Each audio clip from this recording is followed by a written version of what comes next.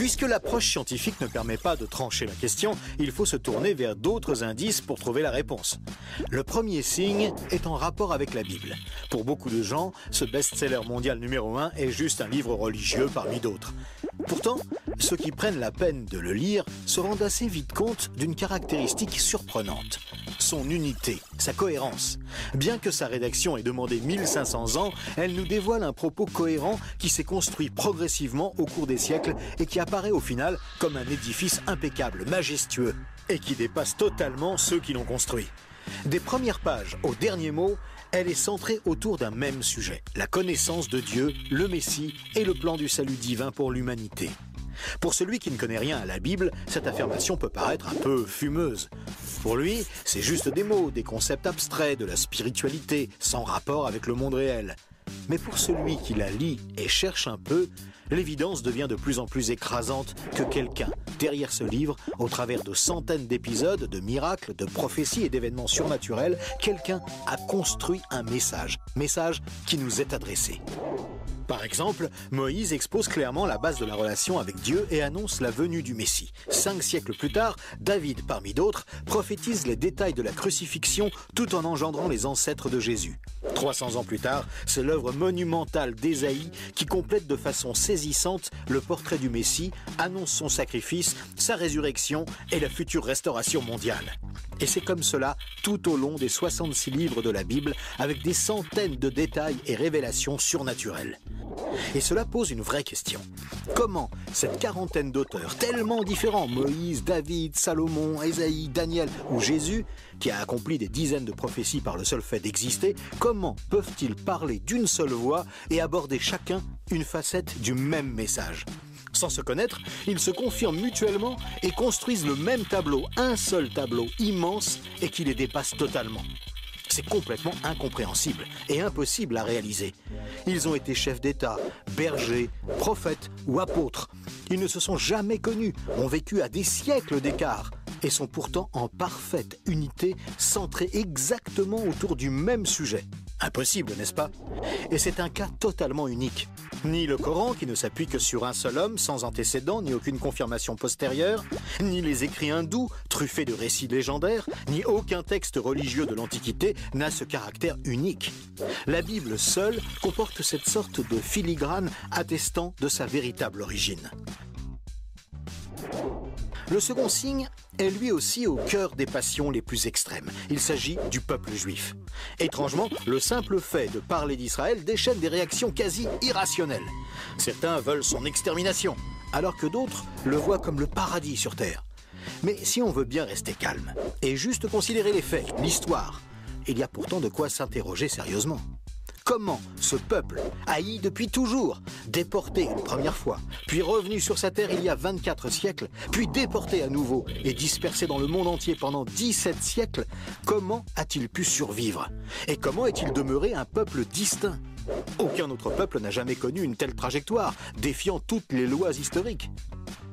Comment a-t-il pu reformer un État et même se remettre à parler son ancienne langue? Ça n'est jamais arrivé à aucun autre peuple. Il y a 25 siècles, le prophète Ésaïe posait une question étrange. Un pays peut-il naître en un jour? Ça ne s'est jamais produit, sauf pour la nation d'Israël, qui est née en un seul jour, le 15 mai 1948. Et cela, à peine 3 ans après la fin de la guerre et la solution finale mise sur pied par Hitler pour les exterminer. Et ce n'est pas tout. Le lendemain, Israël était attaqué par les armées de 4 pays arabes supérieurs en nombre et en armement, et il a pourtant gagné la guerre. Des soldats ont même raconté avoir assisté à des interventions surnaturelles. Étrange, non? Par la suite, malgré le rideau de fer, des milliers ont émigré de l'ex-URSS, accomplissant une antique prophétie qui mentionnait le retour des Juifs depuis le pays du Nord. Si on considère sa contribution à la science, les Juifs ont remporté 20% des prix Nobel, alors qu'ils ne sont que 0,2% de la population mondiale. Comment est-ce possible? 150 ans avant, ce n'était qu'un pays désolé, entièrement livré à la mauvaise herbe. Et aujourd'hui, on en parle comme d'un miracle d'agriculture. Ésaïe avait prédit que même le désert refleurirait. Et on trouve aujourd'hui des cultures jusque dans le Negev. Interrogé par le roi de Prusse, Frédéric II, qui lui demandait une preuve de l'existence de Dieu, son chapelain lui avait répondu « Les Juifs, sire, les Juifs ». Et d'où vient la première religion mondiale? De Jésus, un juif, dont l'enseignement, la mort et la résurrection continuent à impacter en profondeur la société humaine. Évidemment, ce peuple est loin d'être un modèle, et il a souvent sombré dans la corruption. Mais la Bible déclare que Dieu en a fait un signe parmi les nations. Qui pourrait dire le contraire? Pour terminer ce bref survol, une considération d'ordre moral. Encore un sujet tabou et pourtant... La Bible présente le bien et le mal comme des valeurs absolues, des valeurs extérieures à l'homme, qui les perçoit cependant par le moyen de sa conscience. Au contraire, la vision matérialiste de l'homme affirme que le bien et le mal sont des notions culturelles, relatives, résultant d'un long processus évolutif de l'être humain. Pourtant, tout le monde considère certaines valeurs morales comme supérieures à tout le reste. Par exemple, violer une petite fille, massacrer des bébés, commettre un génocide ou laisser quelqu'un mourir de faim sont considérés comme cruels et inacceptables. Même si certains tortionnaires ont affirmé qu'ils n'y voyaient rien d'immoral, nous pensons qu'ils n'avaient pas le droit de faire ça. Mais pourquoi le pensons-nous? Pourquoi pensons-nous que certains préceptes moraux sont supérieurs? D'où vient ce sentiment qu'il existe, en dehors de nous, des normes morales supérieures, des normes indépendantes de nous, puisque nous nous sentons nous-mêmes jugés par ces exigences morales? Étrange, non? Nous avons parfaitement conscience d'être imparfaits. Nous pensons que l'humanité est détraquée. Mais par rapport à quoi? Ce sentiment de culpabilité contredit d'ailleurs la théorie de l'évolution et son hypothétique lutte pour la survie. Et pourquoi l'homme aspire-t-il au merveilleux, au paradis, quelle que soit sa culture? D'où vient ce sentiment intérieur qui fait exactement écho au récit biblique? Cette conscience, issue de nulle part et en parfait accord avec la Bible, constitue encore un autre signe tangible, bien difficile à nier.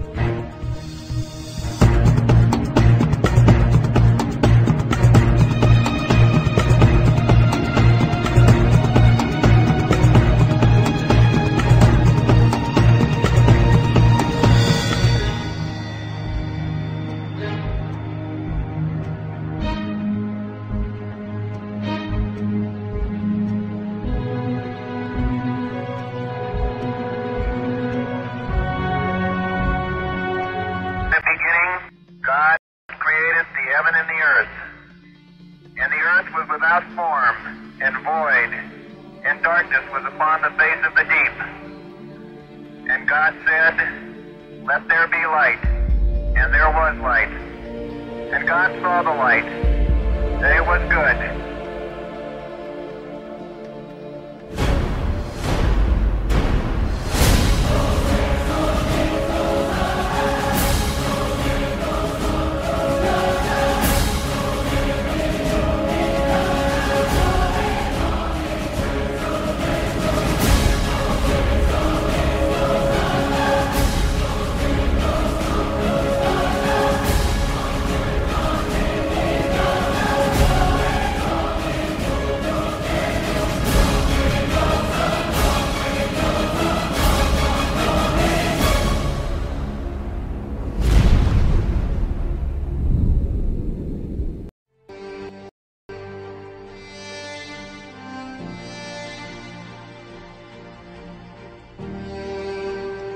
Chers amis, la Bible enseigne que le monde s'en va inexorablement, non vers la paix, mais vers une guerre ultime, de cataclysme, un Armageddon décrit au chapitre 7 de l'Apocalypse.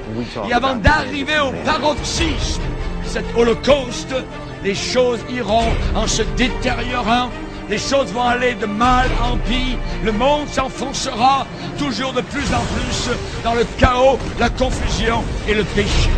Plus on approchera de la fin, les guerres vont augmenter. Le taux de criminalité va monter en flèche. Les crises économiques seront de plus en plus graves. Les catastrophes naturelles sans précédent, tremblements de terre, inondations, famine, épidémies, pestilences, tout cela a été décrit dans la parole du Seigneur. Et toutes ces calamités marqueront le déchaînement de la colère de Dieu sur notre monde impie et rebelle.